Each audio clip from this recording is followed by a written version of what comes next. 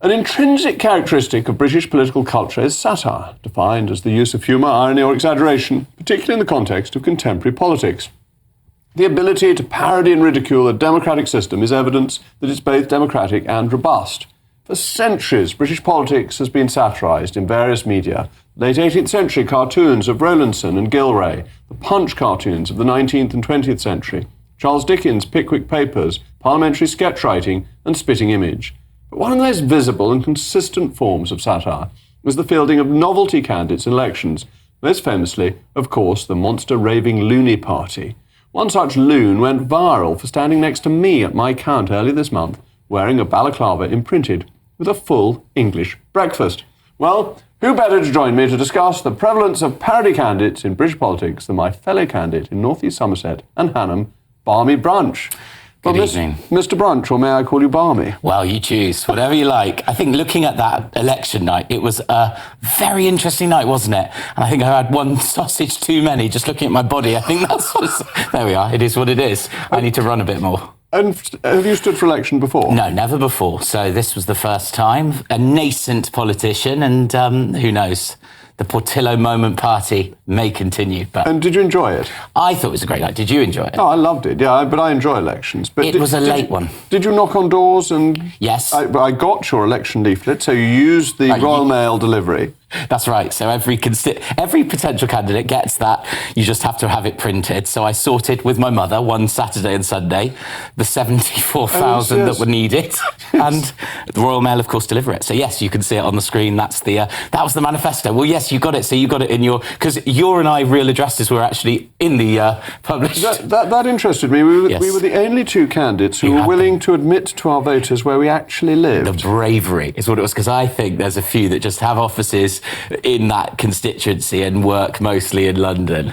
And sort of pretend. Yes, exactly. It surprises me people aren't more willing to put their address. I don't buy the whole security thing, because... Well, I did have to attend a briefing. Did you have to... Were you at one of the ones that I was at? No, I don't think I was. No, the briefing of sort of being aware of the public confrontation, and there was a bit of surprise walking around in this when I did the campaign, but no confrontation. People are very friendly, it was aren't they? Mostly friendly, yes. And people take it in the spirit it's intended. They did.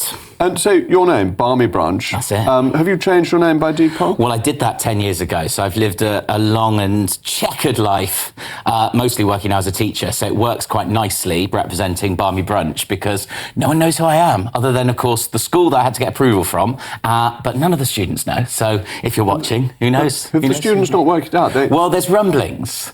There's rumblings, but there's not much more than rumblings. And when they sort of, because of course I've just come from work and this is my standard, the body is recognisable. Obviously I don't and the go voice. The, You're not using any true. Voice. No, there's none of that bin face nonsense. But I seem to remember when the News Bunny stood for Parliament, there was some press reporting that the News Bunny got into trouble for something and was almost charged with an offence. And if he had been charged, this poor man would have had to have kept the name the News Bunny for years before he was able to change back to being called John Smith or whatever his name was. Goodness me. So yes, no, fortunately I'm a free man. I can essentially change my name back. You said to me just in the sort of the out cue, take the mask off. Well, the mask is staying on for now. Right, you're going to remain in You're really like Batman, so very few people will know it's the real. That's right, it's a sort of naff Batman, sort of keep the mask in the pocket. It was in my pocket all day. As I say, I come from work. And had you won, what policies were you going to be putting forward? Statutory brunch hour, 11 till 12. That was the first thing. That was the only thing. But I mean, you know, we call it bantocracy. I can see that. But it was a serious message, because I think that the mental health system in this country is broken. I have a sister who's suffered from quite severe mental health issues, and the way in which she's been treated is appalling. And I just think that part of the message behind the mask is to really take stock and think, okay, this is the state of where we are. This is the state of the nation. Let's look, let's try and change. If I can bring a smile to someone's face, great. If people take it as a joke, great. But really, let's look at our mental health. And there is a serious purpose to the novelty parties, that you are trying to hold British politics up, to be examined, to be ridiculed, to make it be better. I think so. And I think that's a really valuable part of the British democracy system. You couldn't do this in Russia. but you can do this here. Interestingly enough, Salisbury very close to where but certainly not.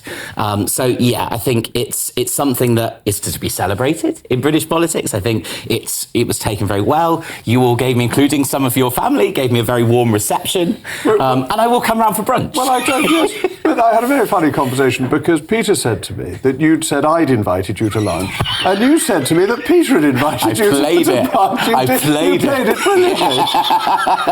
Well, is the invitation still solid? Of course it is. Oh, yes. Well, Peter and I do talk to each other. And I said to him, Barmy said you'd invite him to brunch, and he said no. He told me you did. Either way, what are we going to have for our brunch? That's what I want to know. Well, we obviously have Somerset eggs and Somerset bacon and Somerset sausages and Somerset potatoes. Some of it's got to be vegetarian. I actually don't eat meat. So that's the other thing. That's the other thing. And one Somerset journalist said, do you know that's the best line of the night? And I was thinking, goodness, the stakes are not so high for comedy in this area. A full English breakfast without any meat. That's it. Because of course now you have all these sort of vegan sausages and all this sort of, got a friend who's producing animal meat and some website and in the lab and stuff. Are you vegan? No, not vegan. I do eat Somerset eggs. We can have some of those. Have some eggs and toast. Fried bread? Yeah, I do that. Can do that. I mean, you can look at me. I mean, I'm not someone who lives a particularly healthy lifestyle. I saw myself come in and I thought, goodness me, it's sports day tomorrow at my school, so I will be running in one of the races. Probably not in this mask. Right. We had sports day for my children's school yesterday. Unfortunately, they don't make the parents do anything. So that was a great relief because I'd have come last. I'd have lost that as well as the election. Tempted to do it again?